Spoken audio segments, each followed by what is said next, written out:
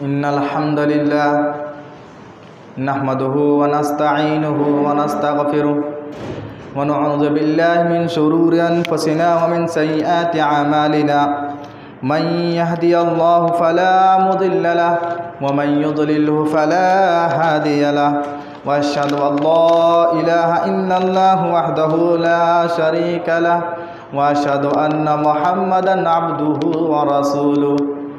अम्मा बाद, मोहतरम सामिईन, आज का खुतबा जुमा जो मौज़ू खिताबत है वो मौज़ू जहेज़ की तबाहकारियाँ। सबसे पहले हमें और आपको ये देखना चाहिए हमारे इस्लाम में निकाह और शादी के तरीक़े क्या हैं।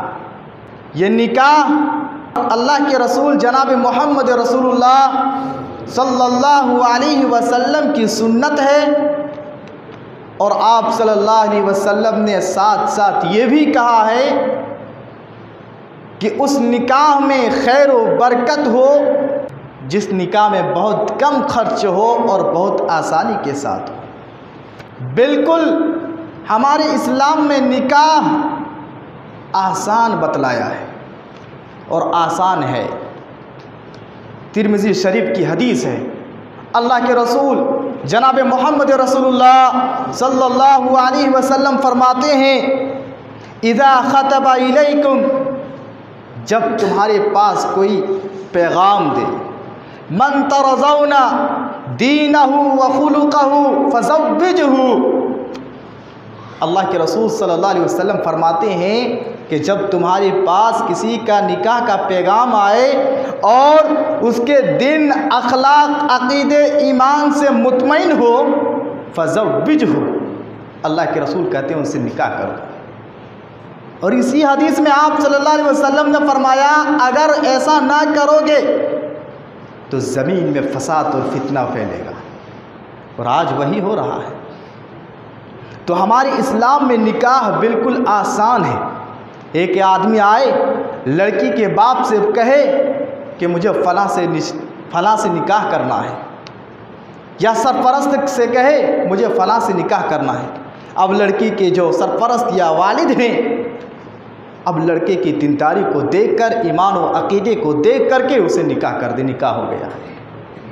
कितना आसान है। क्या इस निकाह में पूरे मोहल्ले वाले को जमा करने की ज़रूरत पड़ी? क्या इस निकाह में दूर दराज में जो हमारे रिश्तेदार हैं उसे बुलाने की ज़रूरत पड़ी? कितनी सादगी के साथ हमारे इस्लाम ने निकाह का तरीक़ा बतलाया है मेरे भाइयों। लेकिन अफसोस ये है कि आज हमारे समाज में, हमारे मुआशरे में, मुस्लिम समाज में निकाह बहुत ही मुश्किल हो गया है। क्यों? इसलिए कि हमने अपने निकाह में, अपनी शादी में वो रसूमात दाखिल कर लिए, वो रस्म व रिवाज शामिल कर लिए जो हमारे इस्लामी रस्म व रिवाज नहीं है, जो हमारे इस्लामी रसूमात नहीं है। उन्हीं रसूमात में एक रस्म बद जहेज़ है। ये जहेज़ समाज की तबाहकारी और समाज की एक बहुत बड़ी लानत बन चुकी है।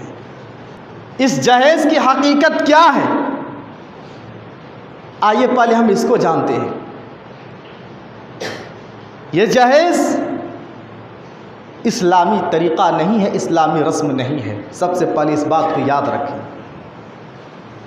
ये जहेज़ गैर मुसलमानों का रस्म है, गैर मुसलमानों का तरीक़ा है। और उनके यहाँ क्यों है? गैर मुसलमानों में ये जहेज़ क्यों है?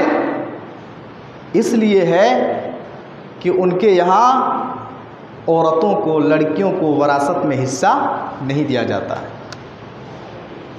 जब शादी होती है, शादी के मौके पर दान और जहेज़ के नाम पर उसे दे दिया जाता है। अब उसको विरासत में कोई हिस्सा नहीं है। इसलिए गैर मुसलमानों में जहेज़ और दान है। हम मुसलमान हैं, हम कुरान और सुन्नत और सहाबा के तर्ज ज़िंदगी पर चलने वाले हैं।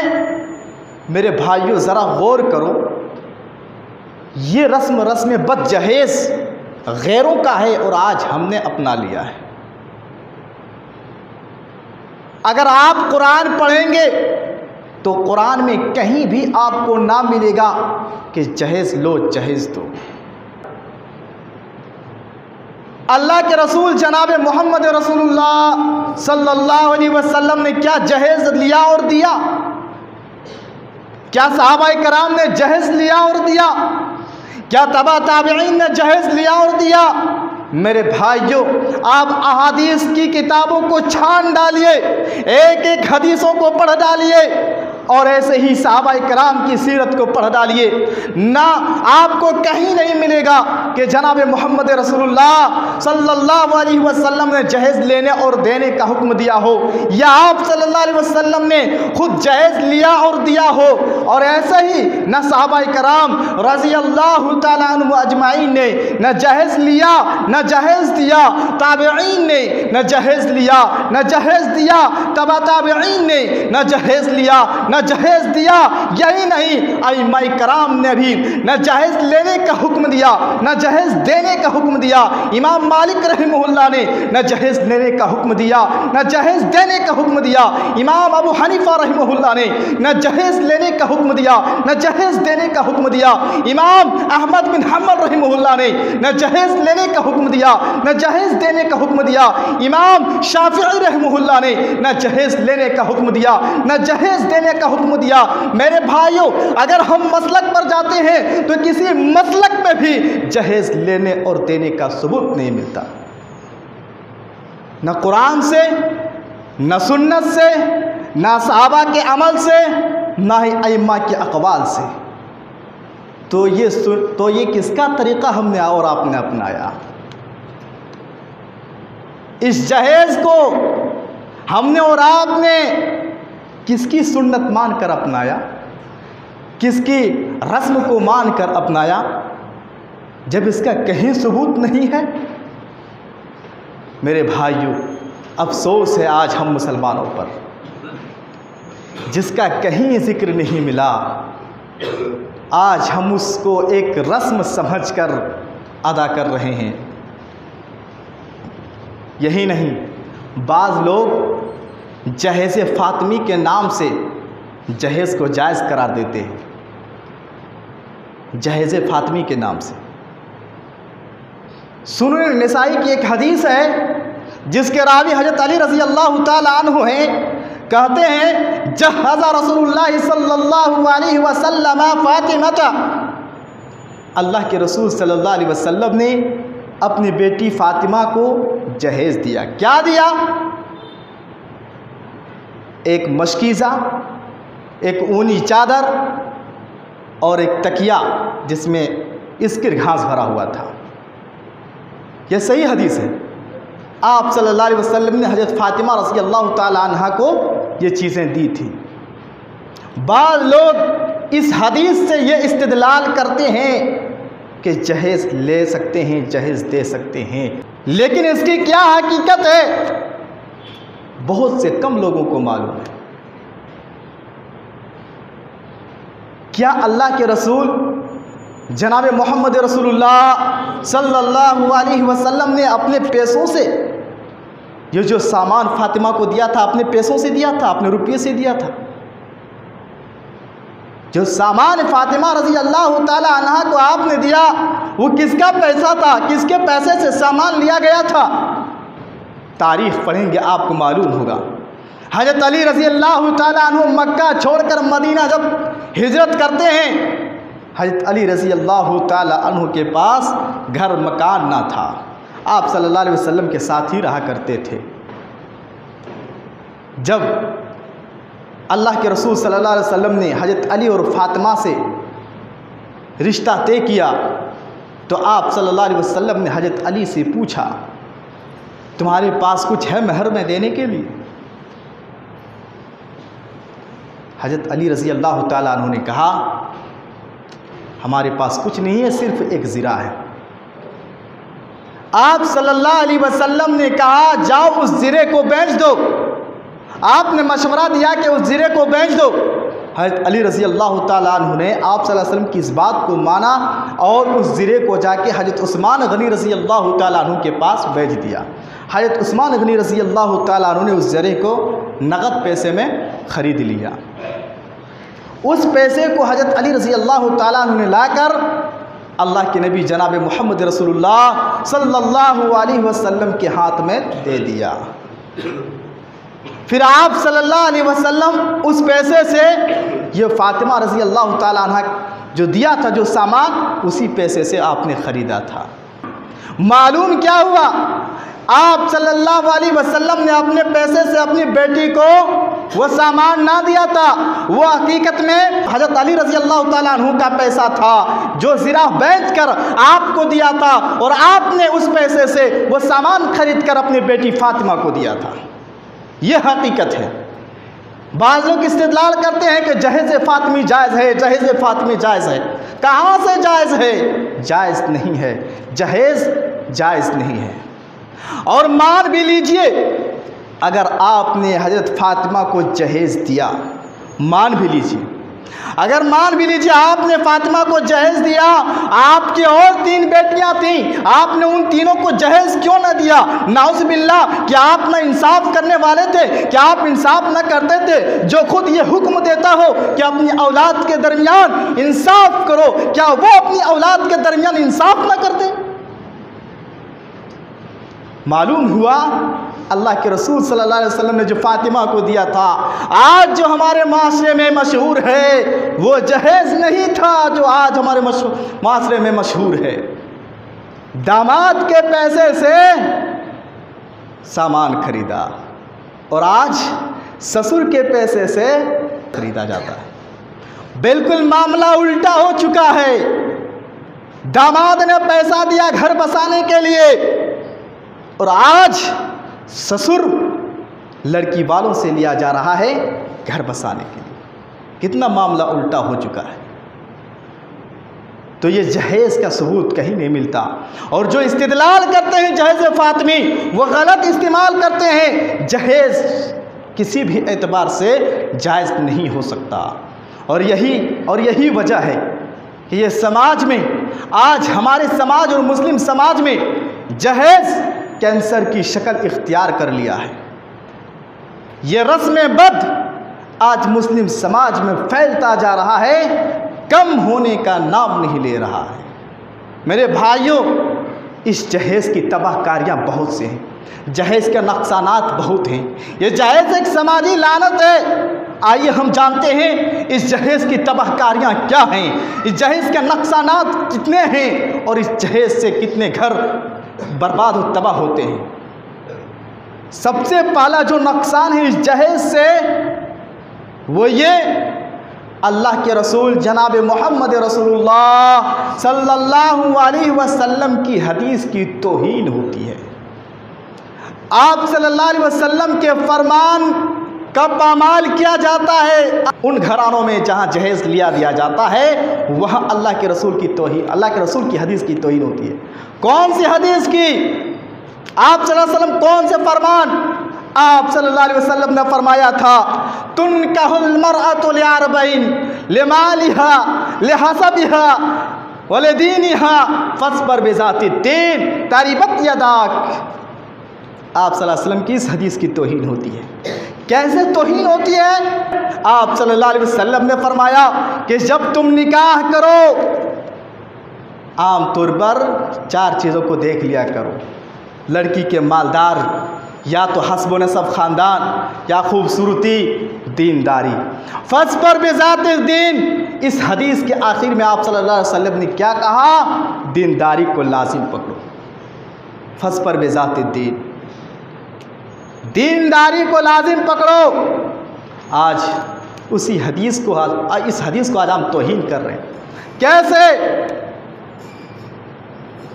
जहेज़ का फहरिस्त, जहेज़ की फहरिस्त लंबी हो, जहेज़ का लिस्ट लंबा हो, चाहे लड़की दीनदार हो या ना हो, चाहे बदकिरदार हो, चाहे बदचलन हो, चाहे घटिया खानदान का हो, चाहे अकीदे और अमल से खाली हो, चाहे तौहीद परस्त हो या ना हो, चाहे अहले हक हो या ना हो, कुरान और सुन्नत पर अमल करने वाला हो या ना हो, सहाबा के तर्ज जिंदगी पर चलने वाला हो या ना हो, जहेज का फहरिस्त लंबा होना चाहिए बस।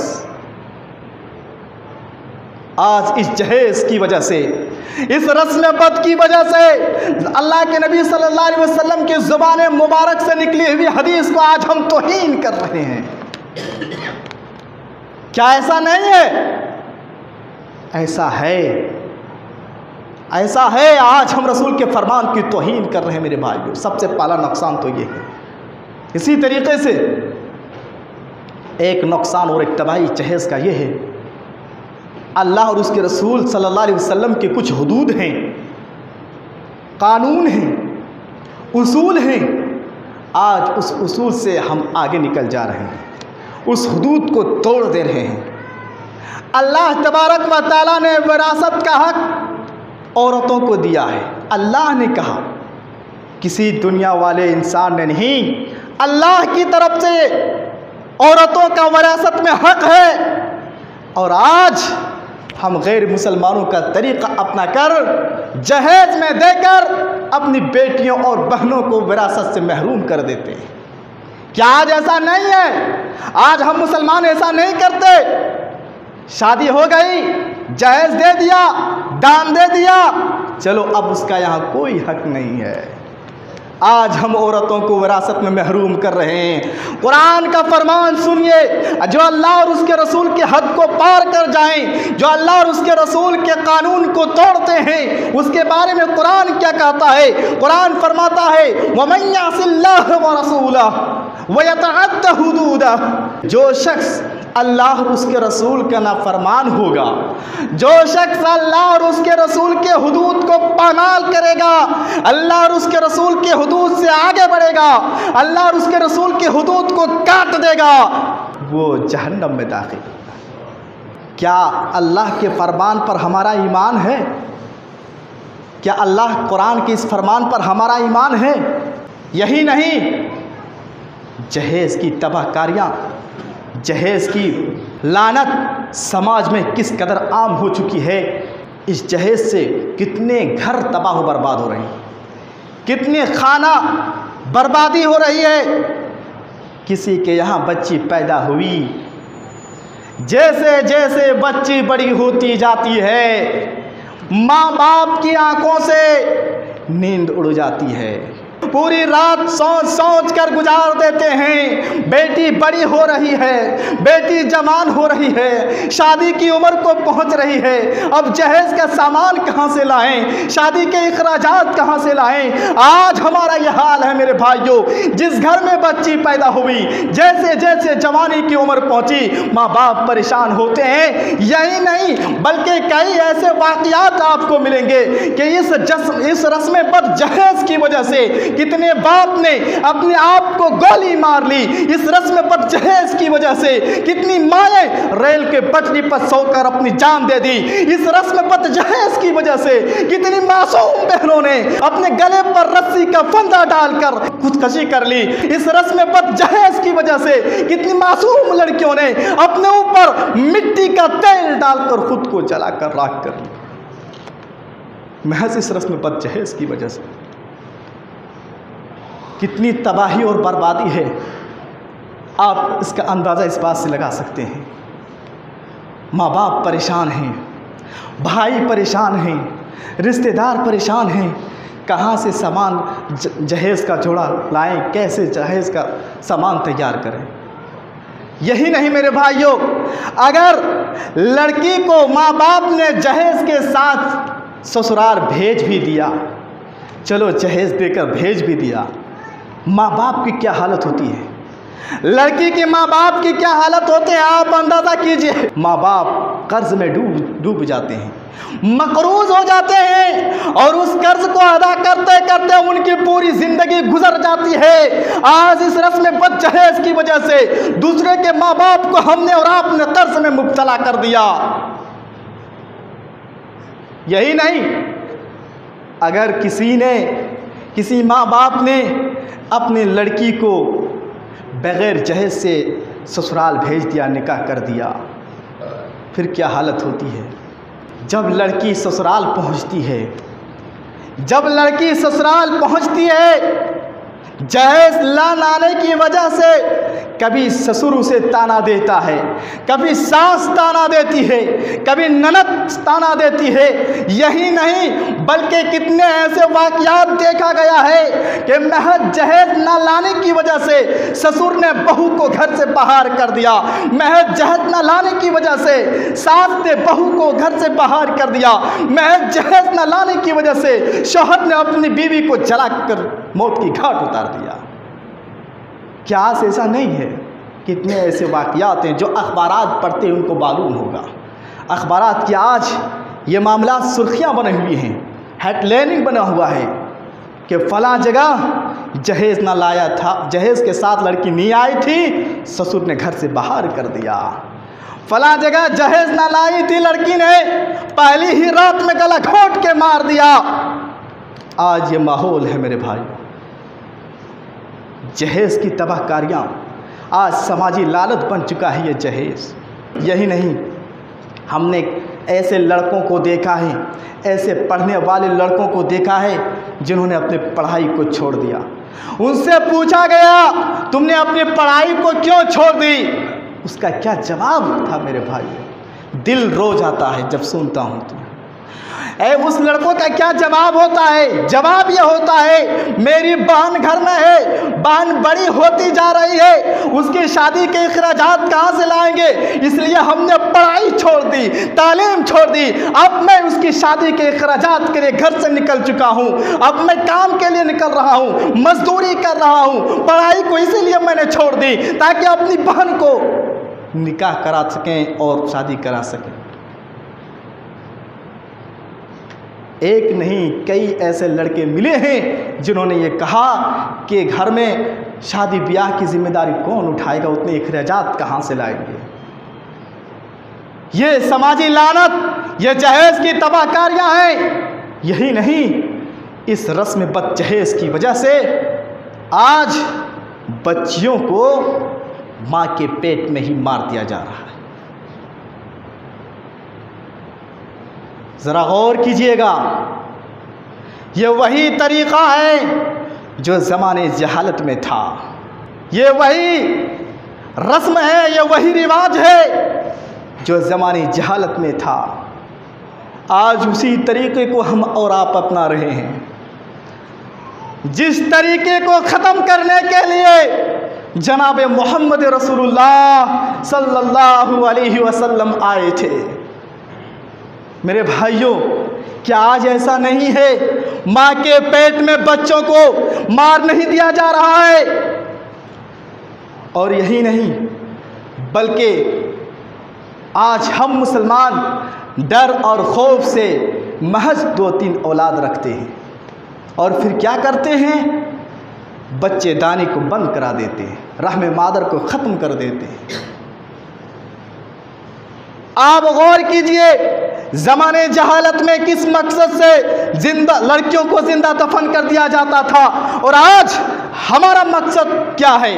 मकसद दोनों का एक ही है कि हमारे साथ वो बच्ची खाएगी पिएगी, वो बड़ी हो जाएगी, अब उसके अखराजात कहाँ से लाएंगे? दोनों का मकसद वही है। जबकि अल्लाह तबारक व तआला ने वाज़ेह तौर पर फरमा दिया, ला तक़्तुलू औलादकुम मिन ख़श्यति इमलाक नहनु नरज़ुक़ुहुम। लोगों, अपनी औलाद को कत्ल ना करो, लोगों अपनी औलाद को कत्ल ना करो। क्यों? रिज़्क़ देने वाला हम हैं, रोज़ी देने वाला हम हैं, उसको पालने वाला हम हैं। तुम क्यों कत्ल करते हो अपनी औलाद को? और इसी आयत में अल्लाह ने कहा, काना खितअन कबीरा। रहमे मादर और बच्चेदानी को बंद करवाने वाले लोगों, सुनो, 1, 2 औलाद, 3 औलाद, 4 औलाद रख के ख़त्म कर देने वालों, सुनो, काना खितान कबीरा। कुरान ने कबीरा गुनाह कहा, कुरान ने सबसे बड़ा गुनाह किया, कहा। आज हम मुसलमानों में ये रिवाज है, आज हम मुसलमानों में ये बीमारी आम होती चली जा रही है। क्या ऐसा नहीं है? क्या हम 2-3 बच्चों पर इक्तिफा नहीं करते? आज ऐसा है, आज ऐसा है, मुसलमान ऐसा कर रहे हैं। किस डर से? रिस्क देने वाला अल्लाह। किस खौफ से हम ऐसा कर रहे हैं मेरे भाइयों? किस डर से ऐसा हम कर रहे हैं? कहने का मतलब यह है कि आज एक जहेज़ वो वजह है जिसकी वजह से माँ के पेट में आज बच्चों को कत्ल कर दिया जाता, मार दिया जाता है, जबकि अल्लाह के रसूल ने इसे सख्ती से मना किया और ये कबीरा गुनाह है। इसी तरीके से मेरे भाइयों, आज जहेज़ जो मांगा जाता है लड़कियों वालों से, ये मत समझें ये बहुत अच्छा काम है। वो भीख मांगते हैं, भीख। जो जहेज़ मांगते हैं वो भिखारी है, भिखारी। और उस भिखारी से बदतर है जो अल्लाह के नाम से मांगते हैं, 1 रुपया दे दो, 2 रुपया दे दो। वो तो अल्लाह के नाम पर मांगते हैं और वो दुआएं भी देते हैं। लेकिन ये बेईमान लोग जो जहेज़ का डिमांड करते हैं, जहेज़ मांगते हैं, ये फ़कीर है, भिखारी है और उस भिखारी से बदतर हैं, डिमांड करते हैं। और यहाँ इस बात को याद रखना चाहिए कि जहेज़ से जो माल आता है, क्या वो हलाल का माल है? क्या वो हलाल का माल है? जहेज़ का जो सामान आता है, क्या वो जायज़ सामान है? एक माँ बाप को रुलाकर, एक घर वालों को तबाह करके, भाई बहन को रुलाकर जबरन उनसे माल लिया जा रहा है, क्या ये जायज़ है? कुरान कहता है, या अय्युहल्लज़ीना आमनू ला ताकुलू अमवालकुम बैनकुम बिल बातिल। लोगों, आपस में किसी पर जुल्म करके किसी का माल ना खाओ। ये बातिल तरीके का माल है, ये हराम तरीके का माल है। जो जहेज़ का माल खाता है वो हराम का माल खाता है, वो हराम का माल खाता है, वो हराम का माल खाता है। आप इस फहमी में ना रहें। हमने जहेज़ ले लिया, बहुत अच्छा काम किया। मेरे भाइयों, यही नहीं, इस जहेज़ की वजह से आज ज़िना आसान हो चुका और निकाह मुश्किल हो चुका, इस रस्म बद जहेज़ की वजह से। आप देखें कितनी ऐसे लड़कियां हैं जो महज वक्त पर शादी ना होने की बिना पर किसी गैर मुस्लिम लड़कों के साथ भाग जा रही है। क्यों? अल्लाह तबारक व तआला ने इंसानी फितरत में ये बात रखी है कि हर इंसान के ख्वाहिशात और आरज़ुएं और तमन्ना होती हैं। जब जवानी के ऊपर पहुंचते हैं और वक्त पर निकाह ना होता है तो अपने ख्वाहिशात गलत तरीके से पूरे करते हैं। आज ऐसा हो रहा है, कई गरीब घराने के बेटियां अपने घरों में बैठी हुई हैं, उनका निकाह नहीं हो पा रहा है। कहाँ से इतना सामान लाएंगे? कहाँ से शादी के इतने अखराजात लाएंगे? मेरे भाइयों, शेख अब्दुल कदीर उमरी हफिज़ुहुल्लाह ने अपने बयान में कहा था कि हमारे मुल्क हिंदुस्तान में 40 लाख, तकरीबन 40 लाख बिन बिहाई बगैर निकाह की औरतें और हमारी माएँ बहनें बैठी हुई हैं। कितनी? 40 लाख हमारे मुल्क हिंदुस्तान। क्यों? ये रस्म बद जहेज़ की वजह से। उतना सामान कहाँ से लाएंगे? और शादी के जो अखराजात हैं उस अखराजात को कहाँ से पूरा करेंगे? तो जहेज़ के बहुत से तबाहकारियाँ हैं और इन्हीं तबाहकारियों की वजह से, इन्हीं रस्म बद जहेज़ की वजह से आज हमारा निकाह मुश्किल हो गया है, शादियाँ मुश्किल हो गई है। आज बग़ैर जहेज़ के निकाह तसव्वुर ही नहीं। जैसे ही निकाह ज़हन में आता है तो फ़ौरन जहेज़ का तसव्वुर भी आता है। आज हमने शादी इसीलिए, हमारी शादी इसीलिए मुश्किल हो गया। सहाबाए कराम को देखिए किस तरह निकाह और शादी होते थे, कितनी आसान से निकाह होता था। सही बुखारी की रिवायत है, हज़रत अनस रज़ी अल्लाह तआला अन्हु रावी हदीस है, कहते हैं अब्दुर्रहमान बिन औफ रज़ी अल्लाह तआला अन्हु का जब निकाह हुआ, बाज़ार गए, अल्लाह के रसूल सल्लल्लाहु अलैहि वसल्लम की निगाह अब्दुर्रहमान बिन औफ के ऊपर पड़ी। आप सल्लल्लाहु अलैहि वसल्लम ने अब्दुर्रहमान बिन औफ से कहा, मा हाज़ा, यह क्या है अब्दुर्रहमान, क्या तुम्हारी शादी हो गई? अब्दुर्रहमान ने कहा, हाँ या अल्लाह के रसूल, आप सल्लल्लाहु अलैहि वसल्लम ने दुआ दी, बारकल्लाहु लका, अल्लाह तुम्हारी शादी में बरकत दे। और फिर कहा तुम वलीमा कर दो, अगरचे एक बकरी ही सही। मेरे भाई ज़रा गौर कीजिए, यहाँ कौन पूछ रहे हैं अब्दुर्रहमान से कि तुम्हारा निकाह हो गया? कौन पूछ रहे हैं? अल्लाह के रसूल सल्लल्लाहु अलैहि वसल्लम। अब्दुर्रहमान बिन औफ का निकाह हो गया और नबी करीम सल्लल्लाहु अलैहि वसल्लम को मालूम नहीं। कितनी सादगी और कितनी आसानी से निकाह होता था मेरे भाई, ज़रा गौर कीजिए आप। उस नबी ने जिसने जन्नत की बशारत दी, अब्दुर्रहमान बिन औफ तुम्हारे लिए जन्नत है, अल्लाह तबारक व तआला ने तुम्हारे लिए जन्नत की खुशखबरी दी है, उस नबी को इस निकाह में मालूम नहीं होता कि अब्दुर्रहमान बिन औफ का निकाह हो गया। आज हमारा हाल क्या है? अगर हम मुसीबत में हैं, परेशानी में हैं, ज़रा कोई साथ दे दे, कोई मदद कर दे, हम कहते हैं हमारे बेटे के निकाह में आना, हमारे निकाह में आना, हमारे वलीमे में आना, कहते हैं कि नहीं? अल्लाह अकबर। जिस नबी ने जन्नत की खुशखबरी सुनाई, इतनी बड़ी खुशखबरी, उस नबी को मालूम नहीं, निकाह हो गया। कितनी सादगी के साथ निकाह होता था, कितनी आसानी के साथ निकाह होता था। सहाबाए कराम की ज़िंदगी को देखें मेरे भाइयों, और आज हम अपने समाज और माशरे को देखें। आज हमारी शादियां कैसी हो रही है, आज हमारा निकाह कैसे हो रहे हैं, आज हमारे निकाह में कितने रसूम और कितने रिवाज हैं। क्या यह गलत नहीं है? बोलिए, क्या गलत नहीं है? गलत है। जिसका सबूत कहीं नहीं मिलता, आज उसे जवाज के तौर पर कर रहे हैं, बिल्कुल गलत कर रहे हैं। आज तो हालत यह है, जिस मुसलमान से पूछो कि जहेज़ लेना देना कैसा है, कहेगा जायज़ नहीं है। जिस मुसलमान से पूछो, लेकिन जब अमल की बारी आती है तो फिर उसका मुंह बंद हो जाता है, उसका मुंह बंद हो जाता है। मेरे भाइयों, ये थी जहेज़ की तबाहकारियाँ और जहेज़ की लानत। और ख़ास कर मैं नौजवानों से कहूँगा, मेरे नौजवान भाइयों, अल्लाह तबारक व तआला ने तुम्हारे अंदर ताकत और क़ुव्वत दी है, तुम्हारे अंदर इस्तिताअत है कमाने की और रिज़्क़ का हासिल करने की। और अल्लाह तबारक व तआला कुरान में कहता है, अर्रिजालु क़व्वामून अलन निसा, कि मर्द हाकिम है औरतों पर, न कि औरतें हाकिम हैं मर्द पर। और आज इस जहेज़ की वजह से जब कोई लड़का जहेज़ लेकर बीवी को लाता है तो वह बीवी हुकूमत करती हुई नजर आती है लड़कों पर। क्यों? तूने इतना डिमांड किया, मैंने तुम्हें इतना माल दिया, इतना जहेज दिया, लिहाजा मेरी बात माननी पड़ेगी। आज लड़कियां मर्दों को अपनी बात मनवा रही है इस रस्म बद जहेज की वजह से। मेरे भाइयों, अल्लाह तबारक व तआला ने मर्द बनाया है, मर्द बनाने के साथ साथ अल्लाह ने यह भी कहा है कि तुम हाकिम हो औरतों पर। लिहाजा लड़कियों के जो इखराजात हैं, बीविया के जो इखराजात हैं, वो मर्द की जिम्मेदारी है, ना कि औरत अपने घर से लाए और दोनों आखिरी सांस तक उस जहेज से अपनी ज़िंदगी गुजारे। काश आज हमें ये बातें समझ में आती, लेकिन सिर्फ सुनने के हद तक, सिर्फ सुनने के हद तक, अमल तक नहीं। लिहाजा ये जहेज़ के लानत और तबाहकारियाँ थी।